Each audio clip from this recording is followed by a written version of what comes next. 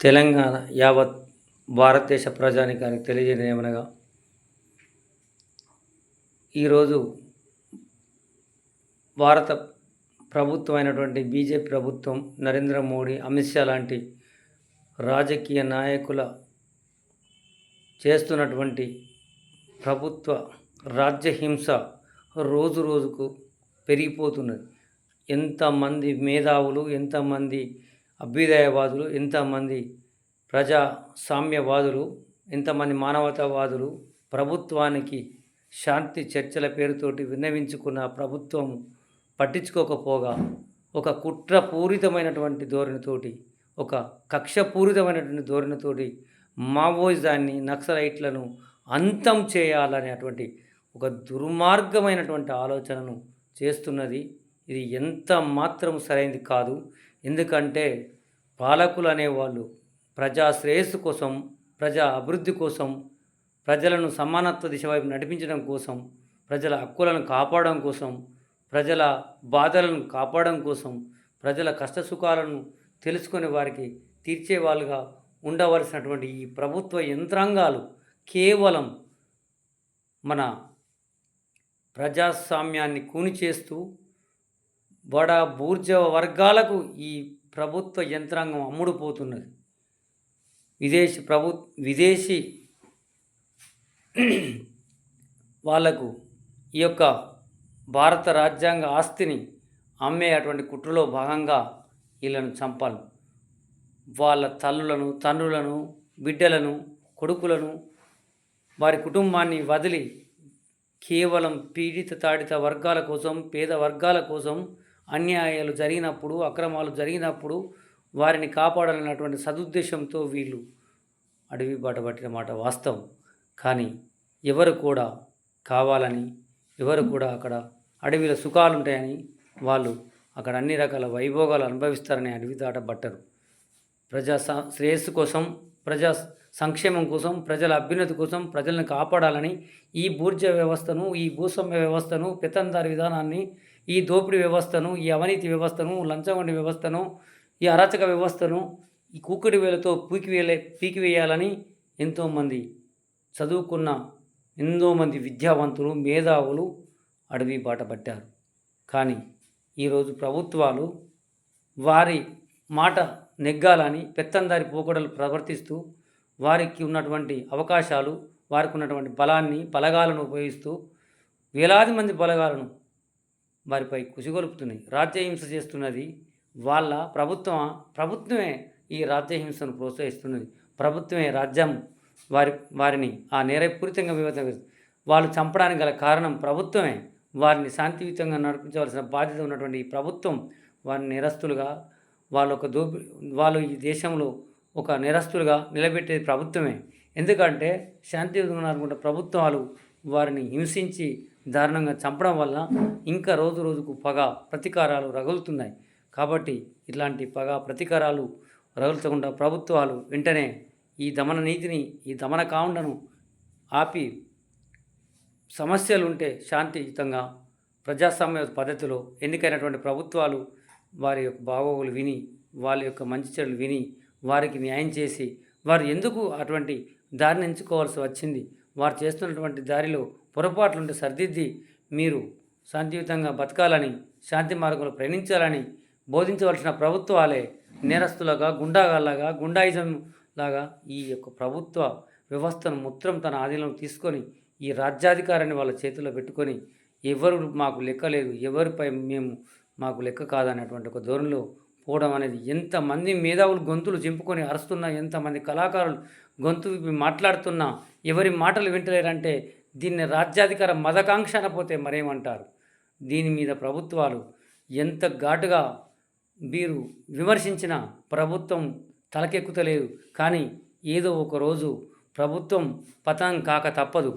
ఇట్లాంటి తెలంగాణలో ఉన్నటువంటి ఎంతోమంది ఈ బీజేపీ నాయకులు కానీ, రాజకీయ నాయకులు కానీ ఎంతోమంది దీన్ని ముక్తదారు ఖండించి ఇట్లాంటి రాజ్యహింసను ప్రోత్సహించకుండా శాంతి మార్గాన్ని కోరుకోవాలని, గాంధీ కలగన్న ఈ స్వరాజ్యాన్ని, బుద్ధుడు కలగన్న ఈ స్వరాజ్యాన్ని మీరు మరి చెప్పే రామరాజ్యం అని మీరు బోధిస్తారు కదా, హిందూ రాజ్యం అని, మరి అటువంటి మీ హిందీ నీతి సిద్ధాంతాలు హింసావాదాన్ని అధర్మ యుద్ధాన్ని చేయమని అంటలేవు. ధర్మ యుద్ధంలో చనిపోవడం అనేది ఎవరికైనా సహజం కావచ్చు. కానీ మీరు చేస్తున్నది ఏంటిది? బూటకపు ఎన్కౌంటర్లు, బూటకపు రాజ్య హింసలు, చిత్రహింసలు పెట్టి ఎంతోమందికి డబ్బులు ఇచ్చి కొనుక్కొని వారిని డబ్బులకు ప్రలోభాలకు గురి చేసి ఎంతోమందికి మీరిచ్చే డబ్బులను వారికి ఎరచూపి రివార్డులు చూపించి మీరు ఆ గిరిజనులను, ఆదివాసేతరులను కూడా మీరు వారికి డబ్బుల ఆశ చూపించి వారికి ఈ యొక్క ఉద్యోగాలు ఇచ్చి మీరు ప్రభుత్వం అది మన సుప్రీంకోర్టు తీర్మానం లేకుండానే వారిని ఒక మీ యొక్క రాజ్యహింసకు ఒక గుండాయిజంగా వారిని వాడుకొని వారి ద్వారా వాళ్ళ కంటను వాళ్ళని ఒడిపిస్తూ ఆదివాసి బిడ్డలను ఆదివాసులతో చంపిస్తూ మీరు వారి ఉనికిలను కనుగొంటూ ద్రోహానికి పాల్పడుతూ అన్నంలో విషం కలుపుతూ వారిని చంపుతున్నారు.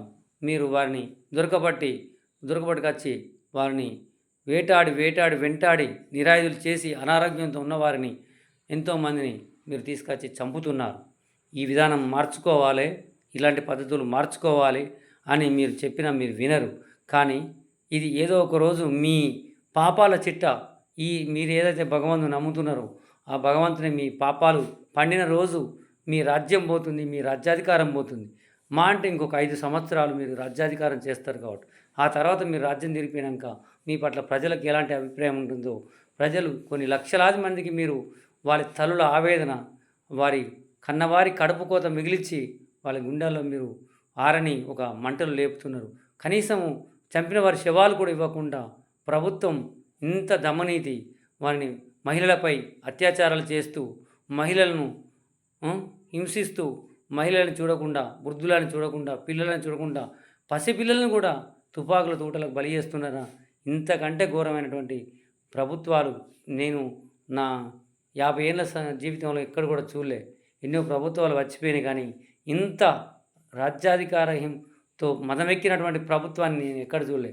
పూర్తి రాజ్యమే వారి చేతిలో తీసుకొని రాజ్యాధికారం వాళ్ళు చేసుకొని నియంతలాగా హిట్లర్ కంటే దారుణంగా, బ్రిటిషర్ కంటే దారుణంగా ప్రవర్తిస్తూ ఈ రాజ్యాన్ని మొత్తం రక్తటేర్లు పారిస్తున్న పచ్చటి అడవులను వెచ్చటి నెత్తురుతో పారిస్తున్న ఈ రాజ్యం తుపాకీ రాజ్యంగా మారింది.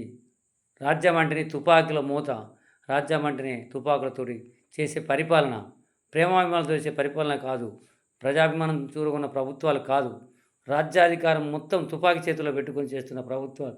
తుపాకీ ఉంటేనే వారి మాట చెల్లుబాటు అవుతుందని తుపాకీతోనే వారు అన్నిటికీ శాసనాలు చేస్తూ తుపాకులతోటి సమాధానాలు చెప్తూ శాంతి చర్చలు అంటే లేకుండా, శాంతి అనేది లేకుండా అశాంతాన్ని రేకెత్తిస్తున్నటువంటి ఇటువంటి ప్రభుత్వ యంత్రాంగాలు ఎన్నో యూనివర్సిటీ నుంచి ఎంతోమంది విద్యార్థి నాయకులు, ఎంతోమంది కళాకారులు, మేధావులు, ప్రజా సంఘాలు, ప్రజానాయకులు గొంతెత్తి అరుస్తున్నా కూడా ఎవరి మాటలు కూడా ఖాతరు చేయకుండా అమిత్ షా, నరేంద్ర మోడీ నాయకులు రాజ్యహింస చేస్తున్నారు. దీన్ని మేము వ్యతిరేకిస్తున్నాం. తప్పకుండా సామాన్యులుగా మాకు ఎలాంటి సంబంధాలు లేవు. మేము ఈ ఘోరాలను మేము ప్రతిరోజు కూడా యూట్యూబ్లో చూస్తున్నాము. యూట్యూబ్లో ఆ ఘోరాలు చూడలేక ఒక్కసారి మేము ఆ యూట్యూబ్ చూడడం బంద్ చేస్తున్నాం. ఎందుకంటే యూట్యూబ్ తెరిస్తే రోజుకో ఎన్కౌంటర్, రోజుకొక హత్య లెక్కనే కనబడుతున్నది. అది హత్యల కన్నా దారుణం. మామూలుగా ఒక్కసారి చంపడం కానీ హింసించి దారుణంగా రాళ్లతో కొట్టి, రప్పలతో కొట్టి చాలా దారుణంగా చంపుతున్నటువంటి ఈ వ్యవస్థ మరి ఎందుకు వీళ్ళు చేస్తున్నారో వారు అర్థం చేసుకొని ఇకనైనా ఈ విధానాన్ని మార్చుకోకపోతే ప్రజలు ఏదో ఒక రోజు పార్లమెంటు మీద తిరుగుబాటు చేసే రోజు వస్తుంది. మరి అంత దూరం ప్రజా చేతిలో ఇప్పుడున్నటువంటి ఎమ్మెల్యేలు, ఎంపీలు కూడా మరోసారి ఎన్నికలలో గెలుచుడు కాదు కదా, కనీసం వారి దగ్గరికి కూడా పోలేని పరిస్థితి ఉంటుంది. కానీ ఆ పగ అనేది ప్రజలకు ఉంటుంది. కానీ మీ చేతిలో అధికారం ఉన్నది కాబట్టి మిమ్మల్ని ఏం చేయకపోవచ్చు.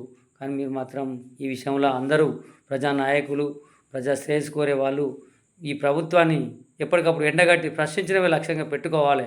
లేకపోతే కొంతమంది మాట్లాడుతున్నారు నక్సలైట్లు మొత్తం అంతం చేయాలి. నక్సలైజం ఏంటంటే అర్థం తెలియని గాడిద కొడుకు కూడా మాట్లాడుతున్నారు. అసలు గూడు కోసం నిరుద్యోగ నిర్మూలన కోసం, పేదరిక నిర్మూలన కోసం సాగుతున్నటువంటి పోరాటాలే ఈ నక్సలిజం. నక్సలిజం అనేది ఎట్లా పుడుతుంది, ఏ రకంగా పుడుతుంది? అనాదిగా దోపిడీకి గురైన వాళ్ళు, అనాదిగా పీడనకు గురైన వాళ్ళు, అన్యాయాలకు గురైన, అక్రమాలకు గురైన వాళ్ళు చేస్తున్న పోరాటాలు ఇవి.